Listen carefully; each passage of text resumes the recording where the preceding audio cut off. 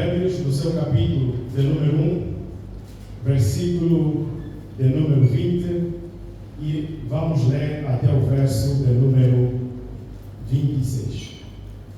Provérbios, no seu capítulo de número 1, versículo 20 até 26.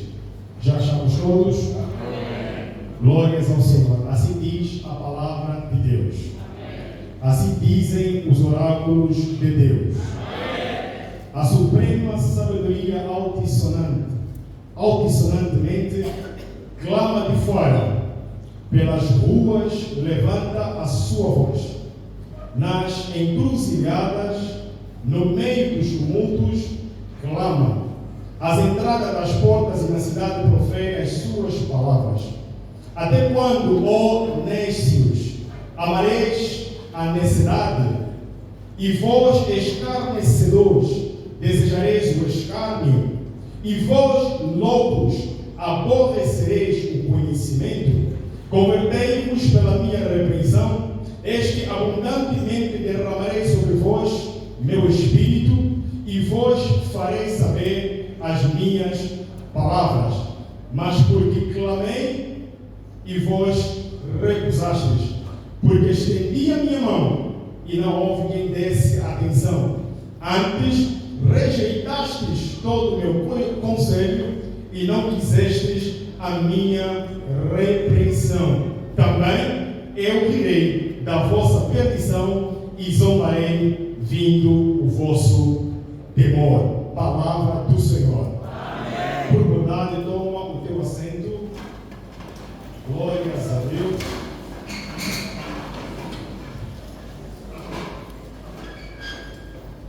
Graças a Deus, confiamos na oração do servo do Senhor. Agradeço ao meu Pai, meu Senhor, meu Deus, pela vida que me concede e mais uma vez o privilégio de poder estar aqui nesta tribuna para partilhar uma porção da palavra de Deus convosco, com a igreja. Igualmente agradeço ao meu pai na fé, ao meu pai reverendo Palma, colega, bem como ao vice e ao colégio ministerial, pela graça e oportunidade que me concederam de falar da parte do Senhor. Agradeço igualmente à igreja em geral, que está aqui para partilharmos uma porção da palavra do Senhor nesta manhã. Eu trago como tema o evangelismo, a voz da salvação. O evangelismo, a voz da salvação. Nós estamos aqui num livro poético, por conseguinte abrimos o culto com outro livro poético.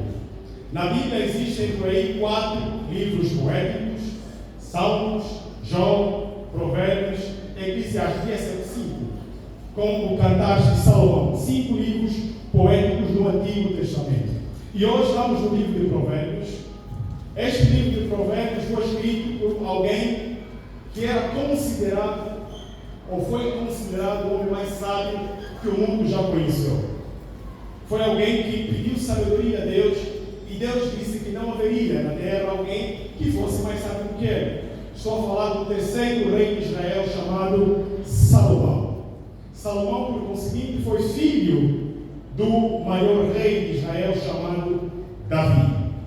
Salomão escreve o livro de Provérbios. Provérbio significa, muitas vezes, uma máxima concisa. Quando nós falamos de provérbios, estamos a dizer em verdades comparativas, ou seja, parábolas, ok? Portanto, um provérbio tende a ser uma lição curta sobre uma certa experiência da vida. Por exemplo, temos aqui vários provérbios. Diz com quem tu andas, diz quem tu és. É um provérbio que todo mundo conhece. Portanto, quando nós estamos a falar de provérbios, estamos aqui a trazer instruções precisas de alguém que viveu e depois passou às gerações seguintes. O livro de Provérbios não foi escrito pura e simplesmente pelo Salomão. Ou seja, 90% deste livro foi escrito pelo Salomão, nesse caso o rei Salomão. Pelo menos o capítulo 1 até o capítulo cerca de 29 foi escrito pelo Salomão. Depois temos o capítulo 30 e 31 que foi escrito pelo Agur e Lemuel, que não temos muitas referências para falar sobre os mesmos. E aqui, quando nós estamos olhando aqui o livro de Provérbios, aqui neste versículo traz a nós uma mensagem muito forte para a reflexão. Traz a nós uma mensagem para que nós possamos entender alguns princípios sobre o evangelismo. Salomão, embora não tenha vivido no tempo dos evangelhos, muito falou sobre o evangelismo. E no livro de Provérbios encontramos versículos que dizem que quem ganha alma é sábio. Portanto, já vimos que este homem sábio trouxe aqui muitas relações, muitas coisas positivas a favor do Evangelho de Cristo.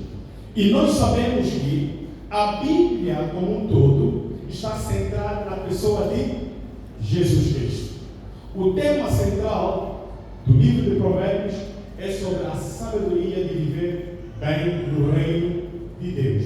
Ou seja, ele resume a célebre frase que nós usamos de o temor do Senhor é o princípio da sabedoria. Portanto, vamos aqui entrar a discorrer os versículos que acabamos de ler. No versículo 20 está a dizer: a suprema sabedoria altissonantemente clama de fora, pelas ruas levanta a sua voz. Versículo 21, nas encruzilhadas, no meio do tumulto, clama, às entradas das portas e da cidade, profere as suas palavras. Mas aqui surge um X da questão. A sabedoria não é pessoa para clamar. A sabedoria não é uma figura para falar.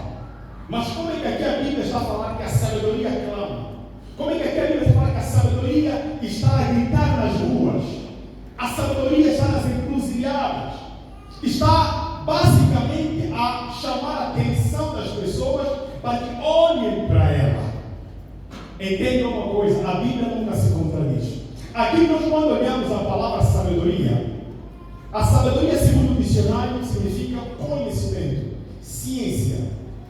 Ou seja, na lógica humana, a sabedoria tem a ver com o que eu adquiro a nível do conhecimento. Mas quando olhamos no hebraico a palavra sabedoria, ela deriva de uma expressão hebraica chamada okma. Okma significa colocar em prática um conhecimento divino. Ou seja, é uma habilidade. Portanto, eu quando estou olhando aqui essa sabedoria, parece que estou confuso. A sabedoria a fazer um clamor. Mas a Bíblia não se contradiz. Nós, quando olhamos no versículo 8, 22 de Provérbios, estamos a ver que a sabedoria está a dizer: quando Deus estava a criar os mundos, Ele estava lá. A sabedoria estava na criação. Quando estamos a ver Deus a projetar a terra, a sabedoria também estava lá. Então a sabedoria estava desde o início com Deus. Ou seja, a sabedoria aqui está aparecendo como um atributo do próprio Deus. Entretanto, no verso 8, 22, no capítulo 8, 22, a sabedoria faz a personificação, semelhante ao que nós vemos no livro de João, no seu capítulo 1, versículo 1. A sabedoria faz a personificação do Logos. Ou seja, no princípio era o Verbo, e o Verbo estava com Deus, e o Verbo era Deus. Estamos a ver que a sabedoria está no princípio da criação. Estamos a ver que a sabedoria, quando Deus começou a fazer o mundo físico e o mundo espiritual, a sabedoria estava lá com ela. Nós estamos aqui a perceber que a expressão maior, a expressão plena da definição da sabedoria é Jesus Cristo. A definição plena da sabedoria é Jesus Cristo. Ou seja, Jesus Cristo é maior do que o provérbio de Salomão. Entenda que a rainha do sul, Lucas 11:31, ela foi para encontrar Salomão. Mas a Bíblia vai dizer: eis aqui alguém que é maior que Salomão. Então o apóstolo Paulo, 1 de Coríntios, projeta por favor, no seu capítulo de número 1, verso número 24, está dizendo, 1 de Coríntios, já estamos a avançar. 1 de Coríntios, no seu capítulo 1, verso 24, diz assim: mas para os todos chamados, tanto judeus como gregos, Cristo é o poder de Deus de quê? A sabedoria de Deus. No mesmo capítulo, no verso 30, está a dizer o seguinte: mas vós que sois dele, em Cristo Jesus, o qual por parte de Deus nos foi feito sabedoria e justiça e santificação e redenção. Em outras palavras, aqui estamos a dizer que a palavra está à disposição de todo mundo. A sabedoria, estamos aqui a referenciar a palavra do Senhor, que está disponível nas ruas, nas cidades, nas encruzilhadas, para que todo mundo tenha acesso à salvação. Não estamos a dizer superação. Hoje estamos a celebrar 33 anos desse ministério. Esse ministério superou-se, porque não começou com 100 membros, não começou com 200 membros, começou com uns 10, 15, 20. Houve a necessidade de haver proclamação da palavra, houve a necessidade de ser evangelizado pessoas. Eu aqui que vos prego, a minha mãe foi membro desta igreja, mas a minha mãe não nasceu como pentecostal. A minha mãe cresceu numa igreja católica, estudou numa missão católica. Quando veio para Angola, depois dos seus estudos, entrou numa igreja espírita chamada Pevalomo. Não sei se existe ainda hoje, mas entretanto, houve alguém que levou a palavra a Lindula Manzoni, mãe do evangelista, e aqui é Carlos. Ela se converteu, foi batizado na Nova Aliança. Através dela veio o evangelista aqui, e aqui. Entendam que a Nova Aliança é a igreja do Deus vivo. A Nova Aliança é o pilar da verdade, assim como Paulo vai dizer a 1 de Timóteo 3,15, que é a coluna da verdade aqui na terra. Ou seja, para a Nova Aliança continuar a se superar, porque superar significa que eu preciso ir além do meu estado inicial. Superar significa vencer um obstáculo. Superar significa vencer um desafio. Portanto, a Nova Aliança, para continuar a sua missão, para continuar a crescer, precisa evangelizar. Precisa pregar a voz da salvação. Precisa falar da verdade. É por isso que aqui a mensagem está dizendo que está a clamar. Ela está a gritar nas ruas. E aqui tem algo interessante. Repare o que ele está dizendo. Contem comigo. Começa a clamar aqui, lá fora. Depois clama onde? Nas ruas. 2, não é?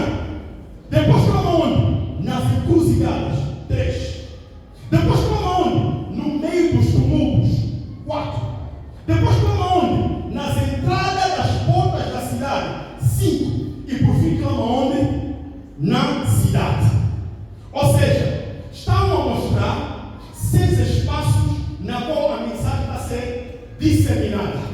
O número 6 simboliza o número do homem. No 6º dia, Deus formou o homem. Então a mensagem do Evangelho é para o homem. A mensagem do Evangelho é para a salvação do homem. A mensagem do Evangelho é para resgatar o homem da maldição, do pecado e trazer para a vida. Porque o Evangelho é trazer as boas novas da vida em Cristo Jesus.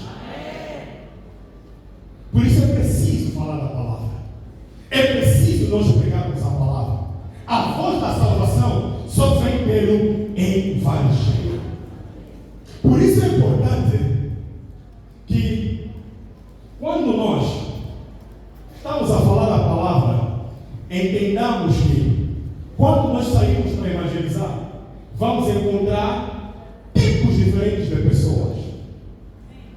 Razão pela qual, versículo 22, ali aparecem-nos 3 tipos de indivíduos que sempre que tivemos que levar o Evangelho, ou sempre que tivemos que evangelizar, elas vão fugir do nosso caminho. Aqui tem 3 pessoas. A primeira pessoa, em algumas versões, está como a minha, nécio. Em outras palavras, simples. Portanto, vamos encontrar pessoas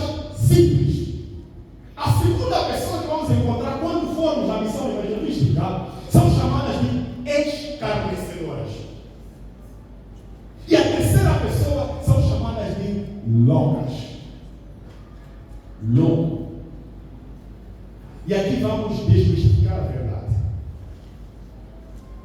A pessoa simples é aquela pessoa que não tem fundação, que a Bíblia aqui chama de nécia na minha versão, mas outras versões vão encontrá-las como simples.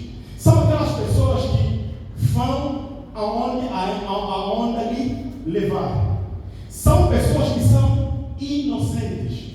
São pessoas que a primeira semente que lhe for lançada da palavra, ele vai com aquela. E essa mesma semente pode facilmente ser roubada. Portanto, são aquelas pessoas que precisam ser doutrinadas na palavra para permanecer, porque elas não têm essa habilidade. Ou seja, no mundo como atual, em que existem muitas frentes, eu estava no Brasil a passear com a família, apareceu alguém e me disse: preciso falar do Deus Mãe. Eu disse: não. Mas há pessoas que, não tendo base bíblica, Deus Mãe vai suscitar curiosidade. Entenda que há coisas que você não precisa ouvir. Se você não tem base suficiente da palavra, não ouça. Vai te desviar. Porque a inocência do saber e não saber, ali é muito fininha, é muito estreita. Portanto, há coisas que quando você começa a ouvir, começa a parecer normal. Estive aqui a ouvir de manhã a aula do professor Fina sobre o carnaval. Entenda uma coisa: existem pessoas que começam a dizer: ok, o carnaval acontece sempre antes da Páscoa. Se eu for na condição católica, diz que não, a Páscoa antecede 40 dias a Quaresma, e antes da Quaresma vem o carnaval. Começa a parecer que carnaval é uma festa normal, é uma festa que também podemos entrar, mas não se mistura. Não há mistura entre luz e treva. Carnaval é das trevas e nós somos da luz. E luz não se mistura com treva, porque quando luz entra nas trevas é para iluminar. Então o mundo tem que ver a nós a luz para iluminar, para saber que o carnaval não é festa cristã. Nós temos que entender isso. Nós não temos que ter medo de falar as coisas. Nós temos que encarar as coisas como elas são. E tem que ser, a verdade tem que ser crua e nua. Nós temos aqui uma certa mania de querer poupar a verdade. A verdade não se poupa. Tudo aquilo tem que ser dita. Porque ela não vai mudar. Hoje, há pessoas que estão a tentar levar a noção do que o homossexualismo é normal. Que a pessoa nasce assim. Não nasce nada assim. A ciência também diz que não. Ela não nasce assim. Homossexualismo, me desculpem se aqui alguém não tem nada contra você, mas homossexualismo é um desvio psíquico. Portanto, você que é homossexual, abandona.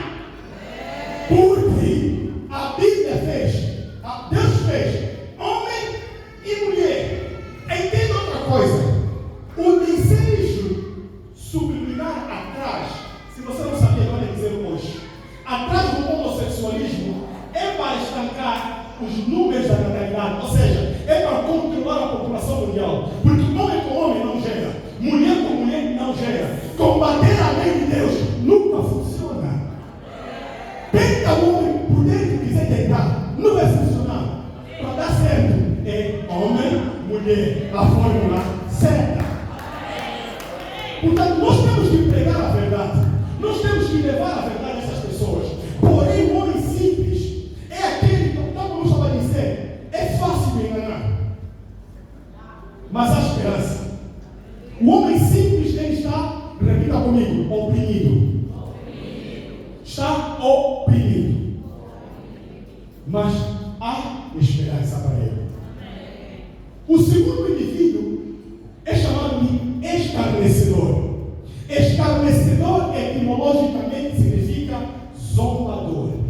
São aquelas pessoas que até ouvem a palavra de Deus, mas continuam a zombar da palavra do Senhor, continuam a zombar do conhecimento de Deus, continuam a fazer de conta que Deus não existe. Ele sabe que existe, mas continua a zombar. Zombar de Deus, entenda, meu amado,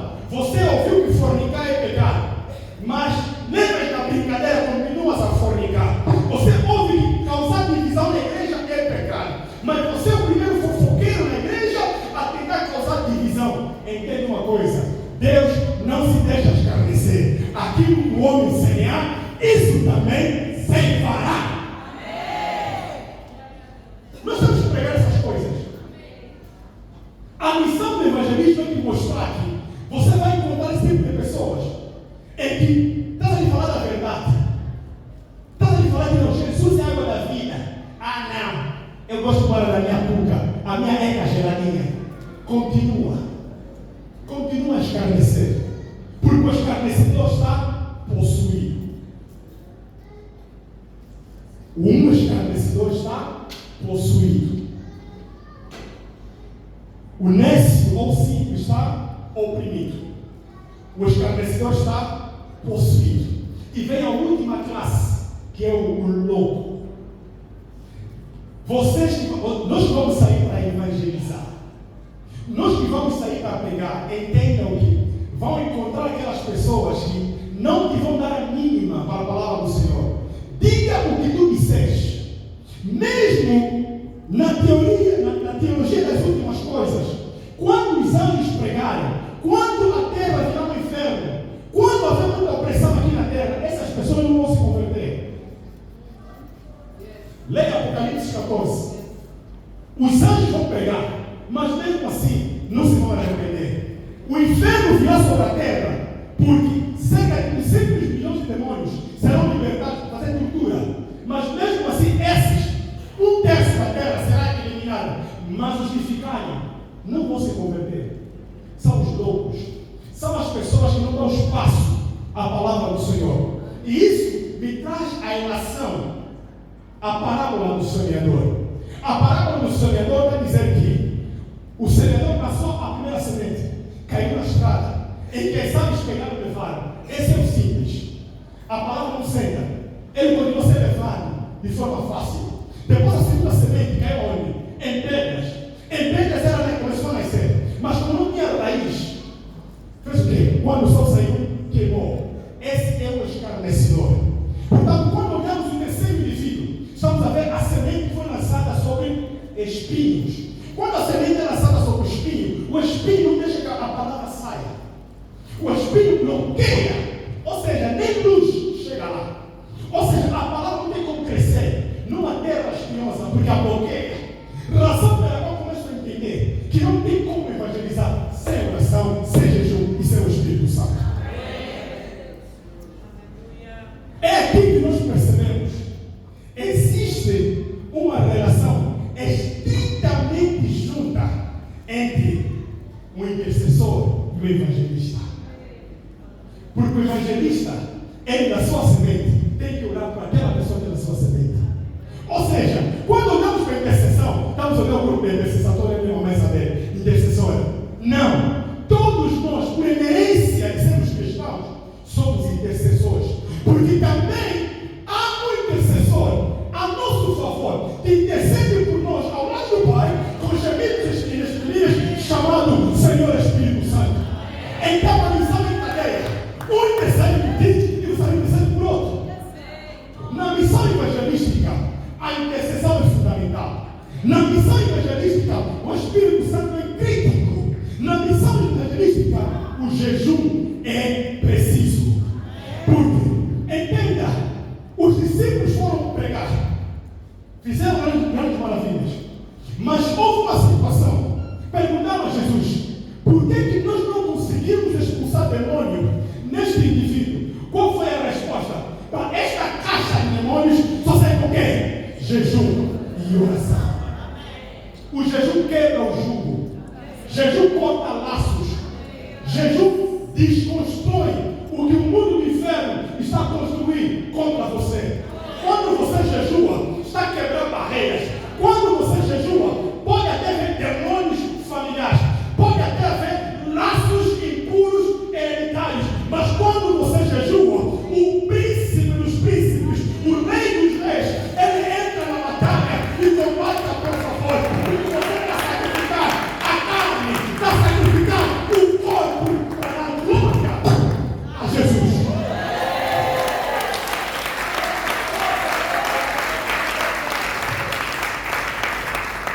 Isaías 58 está no seu versículo 6 a falar do efeito do jejum. Você pode mais jejuar, vai ter um casamento no jejum. Entenda que o propósito do meu casamento, o propósito do jejum é aquilo que bloqueia o teu casamento. Você quer filho, porque vai não alcançar. O teu jejum não é pelo filho, é pelo que bloqueia quem é o teu filho? Então o jejum é para quebrar julgos. Ai daquele que tentar amarrar os escolhidos do Senhor. Jesus entra na batalha. Razão pela qual Daniel, quando estava a jejuar, no primeiro dia, ele pediu, Deus ouviu, mandou a resposta. Mas a resposta não chegava. Orou na segunda vez, orou na terceira vez, orou na quarta vez, mas na 21ª vez, apesar do bloqueio, apesar da oposição, Deus disse: Gabriel não está conseguindo, eu vou mandar um outro príncipe chamado Miguel. Quando Miguel desceu, Satanás não consegue, Satanás não pode bloquear quando Miguel está descendo, porque Miguel desce com a autoridade de arcanjo para destravar aquilo que estava bloqueado. Entre parênteses, Miguel significa não há ninguém como Deus. Então, quando ele está vindo para te mostrar que, como Deus, não há ninguém. Então, quem é Satanás para bater de frente com Miguel? Aleluia. Então, estamos a ver aqui que para esclarecedores o trabalho é maior. E a nossa missão como igreja, que temos que levar a voz da salvação, temos esse dever. Por isso Paulo diz em Romanos 10:15: como invocarão se não creram? Como crerão se não ouviram? Como ouvirão se não há quem pregue? Como é que você quer que alguém se converta se você não prega? Nós temos que entender que a pregação de que nós falamos não pode se limitar nessas 4 paredes. Não pode ficar aqui contida conosco. Nós estamos no centro da cidade. Nós precisamos evoluir. Nós precisamos crescer mais. Precisamos nos superar. A superação virá por meio do evangelismo.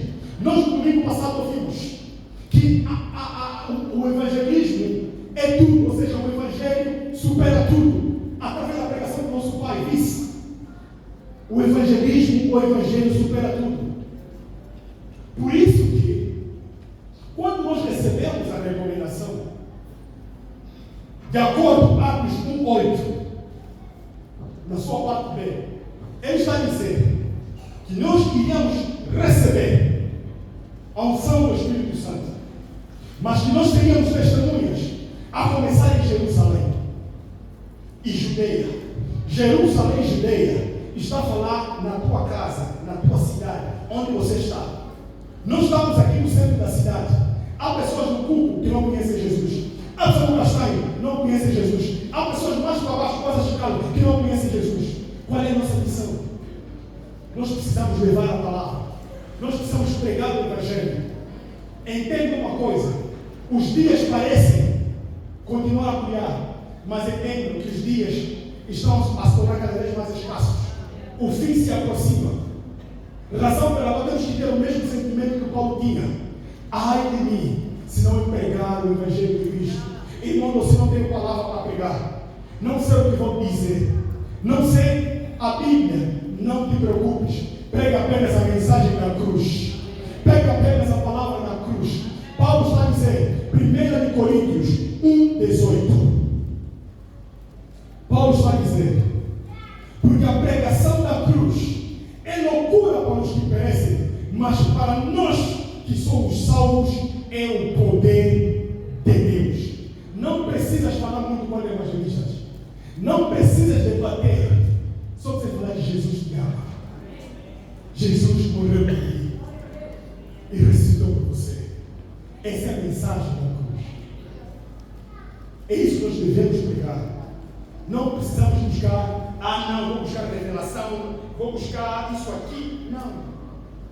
A palavra de Deus é simples. Prega só Jesus. E o resto do Espírito Santo vai fazer. Benefícios do evangelismo.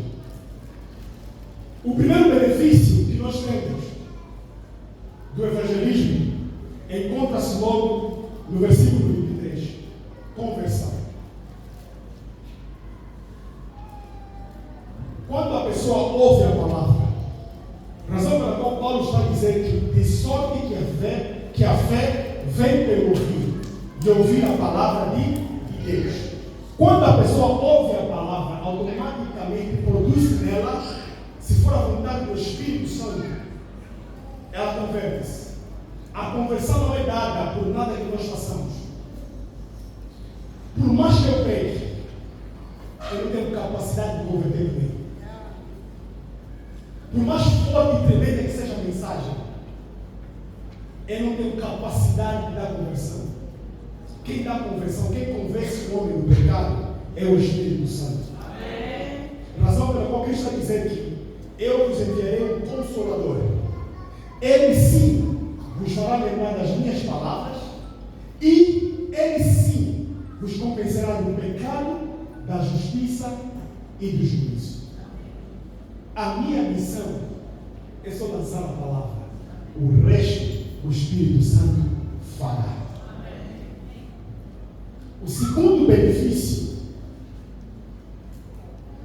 do evangelismo é que quando a palavra entra, o Espírito Santo desce. É o batismo pelo Espírito Santo. Aqui no batismo do Espírito Santo, eu preciso trazer aqui uma desmistificação. Pessoas que pensam que só tem o Espírito Santo quando falam em línguas. Não. O falar em línguas é a evidência que nós temos no batismo no Espírito Santo. Que Deus capacita a pessoa com o dom de falar em línguas estranhas. Quando a pessoa aceita Jesus e se converte, recebe o selo do Espírito Santo. Ou seja, está selado o Espírito Santo nele. Para quê? Duas coisas. Primeiro, garantia. Segundo, posse. Ou seja, quando você se converte a Cristo, tens o selo do Espírito Santo. Efésios 1:13-14. Ou seja, o Espírito Santo fica selado aqui e és batizado no corpo de Cristo. Ou seja, automaticamente tu sais das trevas e vens para a luz. Estamos a perceber? Ou seja, ele está selado em ti. O falar em línguas é outro batismo que nós temos na Bíblia. Portanto, aqui está o Espírito Santo essencial para a missão evangelística. Porque quem tem o selo do Espírito Santo, os discípulos foram pregar. Pregaram muito. Lucas 9. Jesus mandou-lhes. Eles foram. Pregaram, curaram, expulsaram demônios, voltaram felizes. É ali que nós percebemos que o evangelho que nós pregamos é tridimensional. Repita comigo. Tridimensional. Está fraco? Tridimensional. Está fraco? Tridimensional. Novamente, tridimensional. Por quê? Porque a palavra que nós pregamos afeta o céu, afeta a terra e afeta o inferno. Os discípulos, quando voltaram, eles estavam felizes porque pregaram a palavra, as pessoas se converteram, expulsaram demônios. Mas Cristo disse: antes estejais felizes, porque tendes os vossos nomes escritos no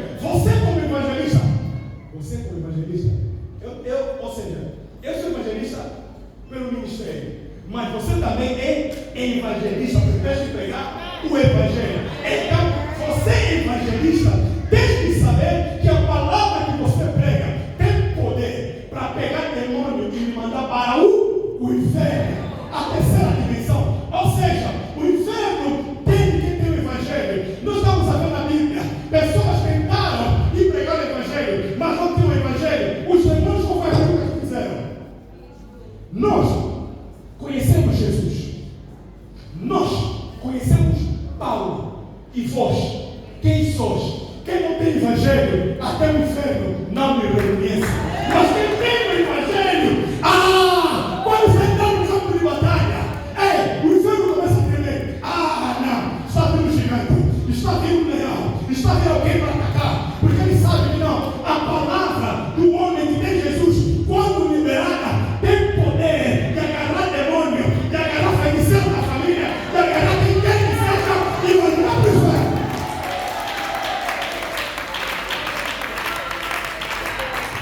Do Evangelho. É o poder do Evangelho. O Evangelho é isso. O Evangelho que nós pregamos não é só palavras.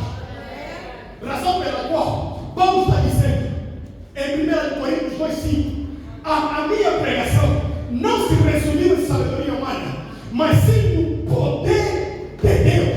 Nós pregamos com o poder de Deus. Alguém fala: na nova aliança não vejo isso, não tem milagre. O pastor fala do milagre da sobrinha dele, irmã Brinete. Eu vou falar do milagre da minha irmã Nelly. Gêmeas.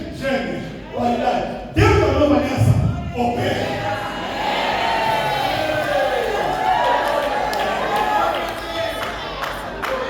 Se você não vê a mão de Deus, entra só mais um pouco na profundidade. Também verás a mão de Deus. Mas dentro dessa igreja, eu posso te afirmar, Ele opera. Temos Binete, gêmeas. Temos mamãe Nelly, Luindula. Tanta Luindula, que é a minha mãe. Não veio. Gêmeas. Aleluia.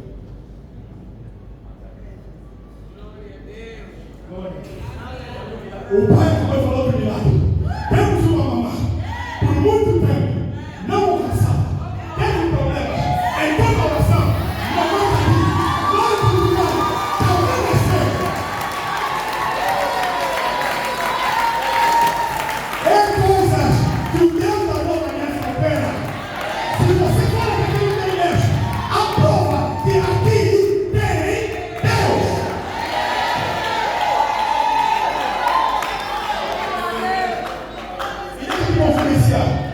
A mamãe Capi, que está até com o filho na mão, um farão, ela teve a orar, ela deu dízimo, os santos oraram e o milagre aconteceu. Então Deus falou isso, Ele opera, é poder do Evangelho, o Evangelho é poder, o Evangelho é transformação, por isso temos que pregar o Evangelho, é a voz da salvação. Glória a Deus. Aleluia. Mas vira tudo bem, né? Graças a Deus.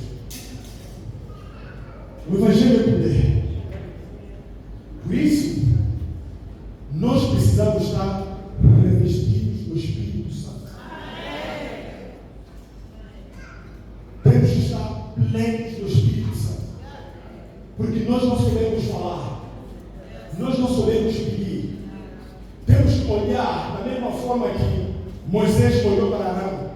Moisés não está falando com ele, Êxodo 4. Está falando com ele: eu vou te mandar a Faraó. Ele fala: Deus, eu não sei falar. Então ele diz: está bem, não tem problema. Eu vou levantar o teu irmão.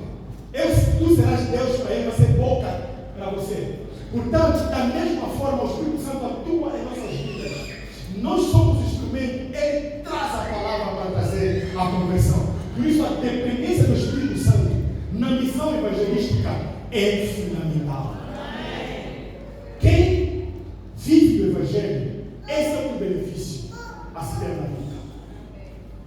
Terceiro benefício: sabedoria. Nós ontem, no culto dos papás, eu fiquei maravilhado. ao ouvir um aluno do professor Fita pregar.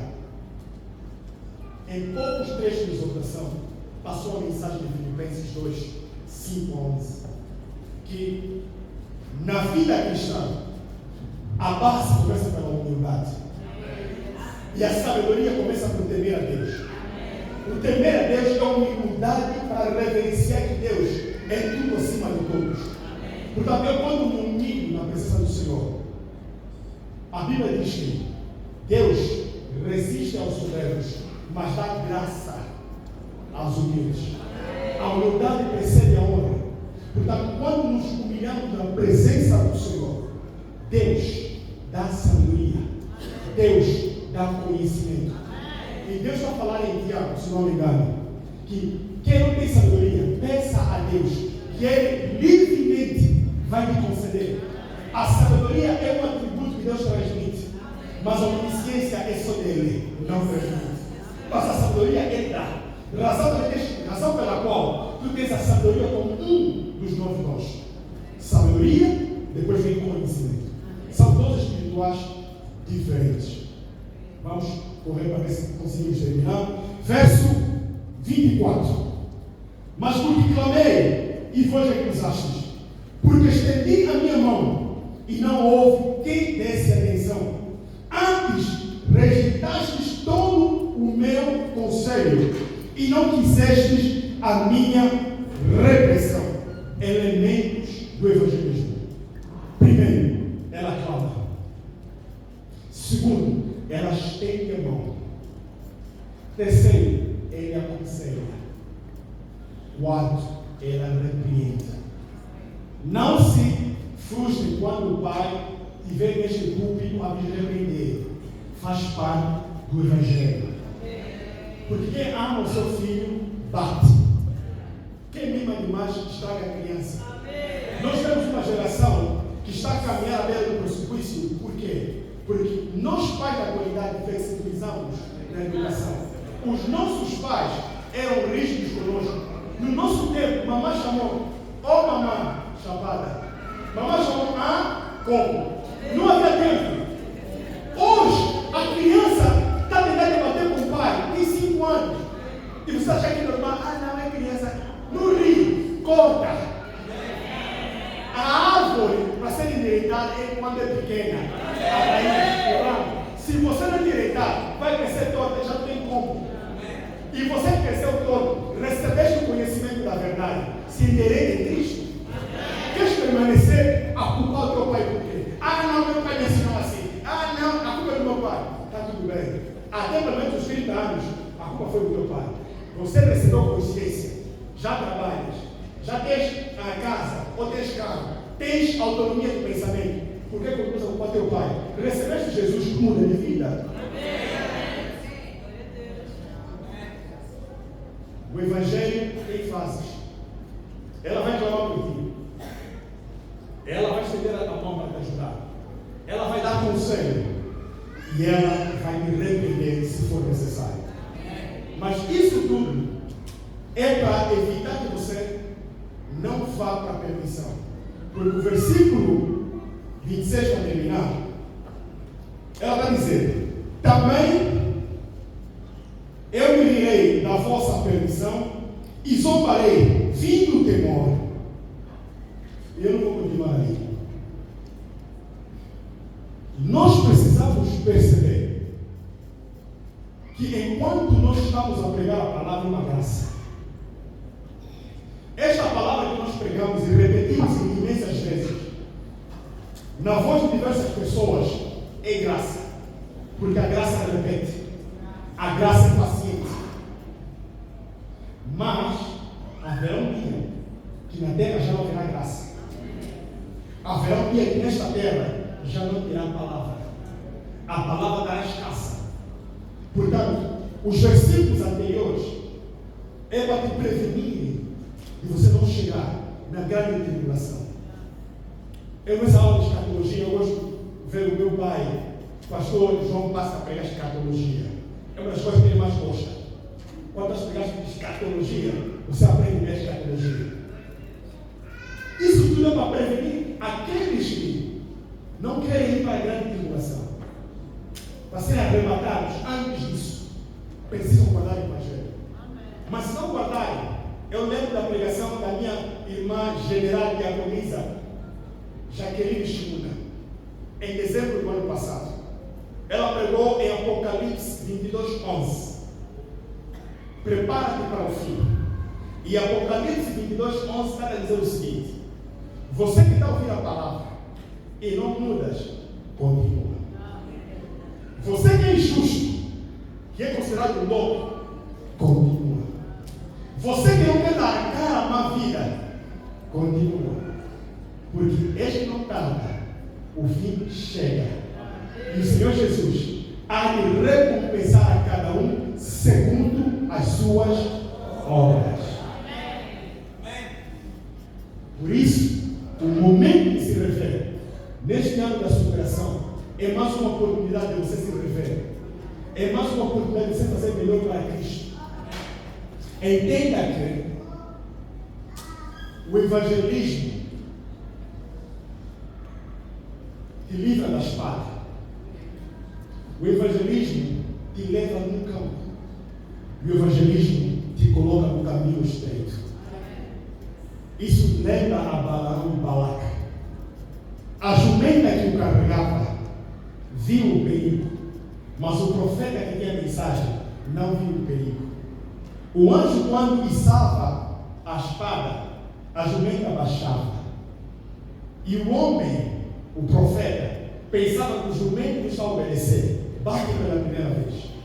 A segunda vez, o anjo se coloca novamente em oposição. E a jumenta leva o profeta na vida, no campo. Eu aqui começo a fazer relação. Faço uma junção. Está a levar o profeta no campo, na videira. Jesus é a videira verdadeira. Portanto, quem come o fruto da vida tem a vida. Portanto, ainda assim o profeta quis insistir. E a jumenta levou do caminho estreito. A Bíblia está dizendo que há dois caminhos. Um é largo, faz tudo o que você quiser, faz tudo o que te apetece, mas outro é estreito. Esse caminho estreito leva para Cristo. Implica que neste caminho você precisa sacrificar, você precisa abandonar algumas práticas, porque quem está em Cristo, nova criatura é. Ou seja, a tua atitude como velho homem tens que abandonar para estar no caminho estreito. O caminho pode ser estreito, vai parecer que é duro, está tudo bem, mas o final é a alegria eterna. O caminho largo, você sabe o destino. Deus abençoe a sua vida.